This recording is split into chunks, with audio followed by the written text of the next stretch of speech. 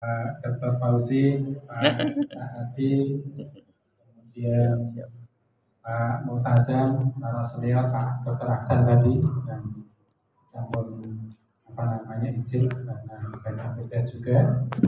Lalu teman-teman senior yang undangan yang tidak bisa saya sebutkan satu persatu, ya.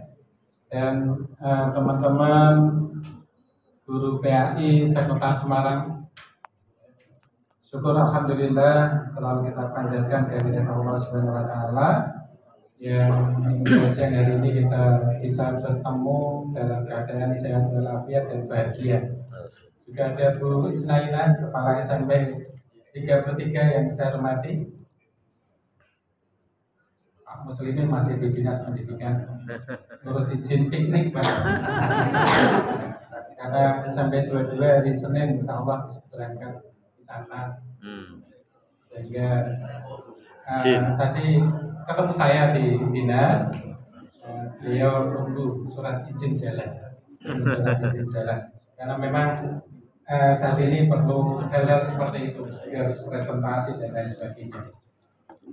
Bapak Ibu, yang pertama kami memohonkan izin Bapak Kepala Dinas. Sebenarnya beliau ingin hadir secara pribadi karena memang banyaknya agenda tugas keluar. Jadi kepala dinas, sekdin, kabin, bahkan kasih semuanya keluar sehingga pengawas pun mendapatkan disposisi untuk menghadiri. Bapak Ibu, tadi Pak Kepala Kantor Kementerian Agama sudah memberikan kita pejangan yang luar biasa, yang intinya dari yang dikemukakan oleh beliau mengajak kita untuk profesional. Intinya itu ya, mengajak kita untuk profesional, mengingat keadaan saat ini Bapak Ibu. Memang dengan berkembangnya HP, gadget ya, itu semuanya bisa instan. Maka harapannya Bapak Ibu guru PAI ini sebagai apa ya? Kalau di pabrik quality control atau filter. Saya membayangkan betapa ngerinya sekarang itu dengan mudahnya orang terima informasi, gambar atau berita langsung forward, langsung share. Nah itu kalau akidah atau hukum-hukum agama tanpa kita cek asalnya dari mana, langsung ketemu share luar biasa Bapak Ibu. Grup ada yang 150 orang, ada yang 200, bahkan kalau pakai Telegram itu bisa ribuan. Satu informasi satu saja sehari mungkin nanti pembacanya bisa berjuta-juta. Andai itu sesuatu yang kelihatannya benar tapi ternyata salah, betapa hebatnya kesalahan itu dalam sehari langsung tersebar. Maka dari itu Bapak Ibu, harapan saya teman-teman PAI itu sebagai filter, sebagai quality control untuk hal-hal yang utamanya berhubungan dengan agama, berhubungan dengan karakter siswa-siswa kita. Lalu bagaimana caranya Bapak Ibu? Salah satu caranya adalah Bapak Ibu di sekolah atau di masyarakat sebisa mungkin dapat menjadi tauladan, menjadi teladan yang penting. Karena salah satu cara untuk anak tertarik pada kita seorang guru adalah dengan melihat keteladanan kita. Kalau anak sudah tertarik, apapun yang kita katakan, yang kita perintahkan sampai yang tertinggi perintahkan, maka anak itu akan manut. Karena sebutan Bapak Ibu. Kalau salah dibetulkan ya. Tadi saya sudah diberi SAG sama Pak Muntasir. Alhamdulillah. Itu teladan. profesional, kemudian kita menjadi teladan. Yang kedua, Bapak Ibu, saat ini dengan transisi kepemimpinan secara nasional, juga di Kementerian Pendidikan itu ada hal-hal baru. Harus badan yang sekarang tadi yang saya katakan informasi itu baru muncul draft saja semebar yang tinggi. Maka sering kita jumpai urung tinggu wis revisi, terus gimana? Wah, ini luar biasa. Kalau dulu yang namanya regulasi itu turun jelas dari kementerian ke provinsi ke kota, baru nanti disebarkan. Ada beberapa hal yang muncul. Yang pertama, yang terakhir muncul itu adalah dari belajar guru. Nah, ini kelihatannya kemarin tahun lalu ada komunitas belajar. Kemudian Bapak Menteri yang baru ini, yang edaran itu ditandatangani oleh Profesor Nunu, itu dari belajar guru. Bapak Ibu, ini bukan hal baru. Sebelum ada komunitas belajar, Bapak Ibu punya GMP, ya. Kemudian ada komunitas belajar. Kemudian ini hari belajar guru. Maka kegiatan yang kemarin sudah jalan di switch saja ke sana, ya. Langsung di tombolnya digeser, jadi hari belajar guru. Nah, boleh di tingkat sekolah, boleh di tingkat subrayon, boleh di tingkat rayon atau sekota Semarang. Monggo Bapak Ibu nanti bisa membuat program, ya, kegiatan-kegiatan namanya PAI. Karena dengan banyaknya hal baru yang sebenarnya itu bisa kita adaptasi dari kebijakan-kebijakan yang lama, ini kita perlu ngomong-ngomong sehingga nantinya tidak terjadi miskonsepsi. Ya. Di hari belajar guru paling tidak seminggu ya sekali.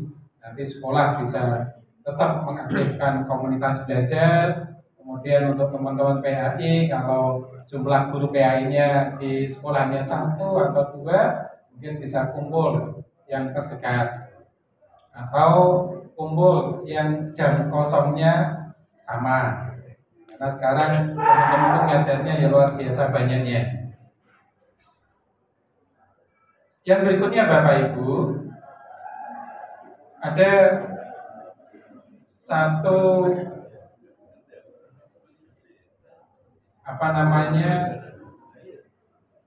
kegiatan lagi yang baru, yaitu 7 kebiasaan anak Indonesia hebat.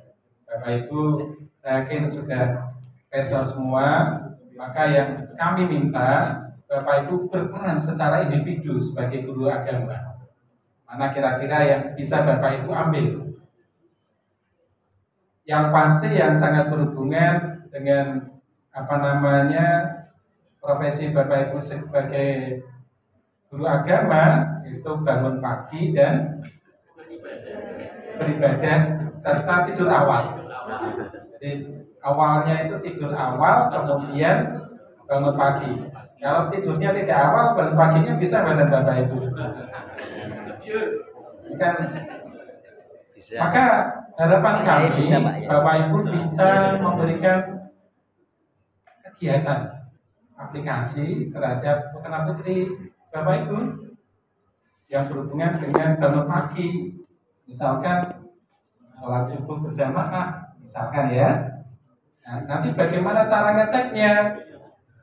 Ada jurnalnya, tapi kalau Bapak Ibu mungkin kalau saya mengusulkan Bapak Ibu buat saja sebagai mungkin kegiatan ice breaking saat Bapak Ibu mengajar anak-anak dipanggil satu untuk bercerita. Tadi pagi kamu sholat subuh jam berapa, coba diceritakan. Rakaat pertama baca apa, surat pendek apa yang kamu baca, rakaat kedua apa, misalkan seperti itu. Kalau anak bisa berjalan menjelaskan secara lancar, maka yang dilakukan anak kira-kira Bohong atau sesungguhnya? Sungguh-sungguh terjadi. Ternyata ya. Kalau itu Bapak Ibu lakukan secara terus-menerus, walaupun hanya satu atau dua anak, lama-kelamaan anak siap semua badan Bapak Ibu. Ya, pasti siap semua. Itu yang dinamakan dengan pembiasaan. Tanpa kita membentak-bentak anak, tanpa kita keras terhadap anak, tanpa kita nyentangi lewat jurnal-jurnal administrasi ya, tapi itu benar-benar kena terhadap anak. Harapan saya seperti itu.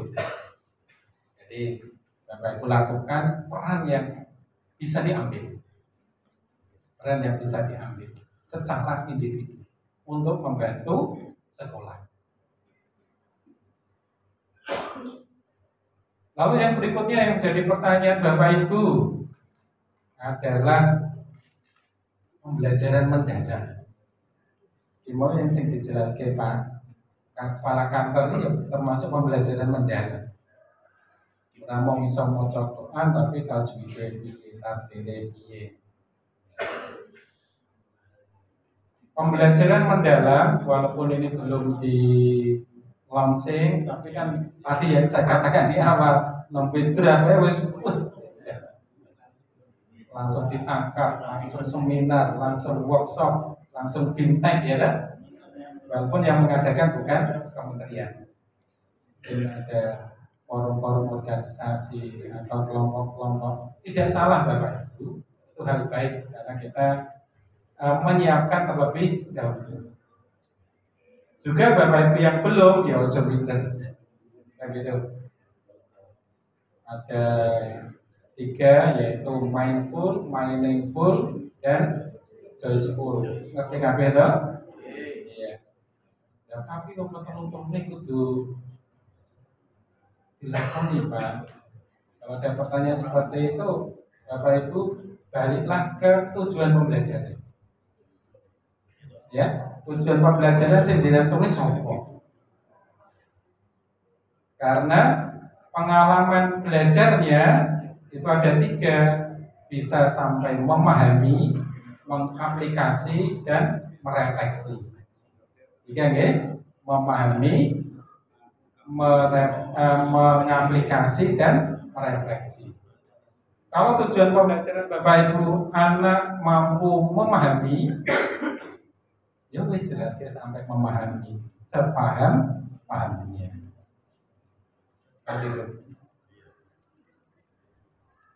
Sama seperti kalau saya sering mencontohkan ada 4 anak, saya tutup matanya, kemudian anak tersebut kita suruh memegang bagian gajah, yang memegang belalai, ada yang memegang ekor, ada yang memegang perut, ada yang memegang kaki. Kemudian kita taruh di ruang yang lain, begitu 4 anak tersebut kita buka dan Bapak Ibu tanya deskripsi tentang gajah, kira-kira jawaban 4 anak tersebut sama atau berbeda? Tapi benar kabeh atau salah kabeh? Seperti itu contohnya.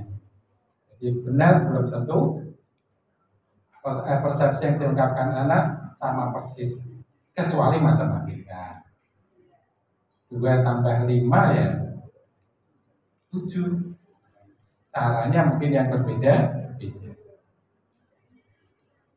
Saya kira itu Bapak Ibu yang bisa saya sampaikan untuk sedikit pembinaan. Dan yang terakhir, karena ini nuansanya kan halal bihalal, jadi saya dipesani juga secara pribadi Bapak Kepala Dinas maupun secara kedinasan, apabila selama setahun ini dalam membimbing Bapak Ibu ada kesalahan, maka beliau mohon maaf yang sebesar-besarnya. Minal aidin wal faizin, mohon maaf lahir dan batin. Mohon maaf Bapak Ibu apabila ada tutur kata yang kurang berkenan. Terima kasih. Wassalamualaikum warahmatullahi wabarakatuh.